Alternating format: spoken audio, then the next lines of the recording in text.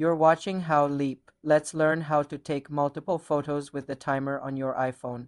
Open your camera app. First, you need to set the timer. Look at the top of the screen for the up arrow and tap it to open the control panel. You will see a timer icon that looks like a clock. Tap this timer icon. You can choose either a 3-second or a 10-second delay.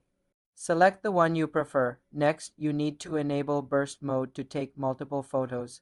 Point your camera at the subject. Instead of tapping the white shutter button, press and hold it down. Keep holding the shutter button for the entire duration of the timer countdown you set.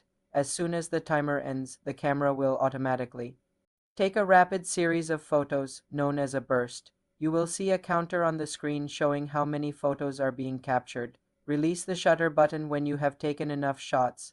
All the photos from your timed burst will be saved together in your Photos app. This is perfect for group shots or capturing action without having to repeatedly tap the button. For more simple iPhone tutorials, subscribe to the channel.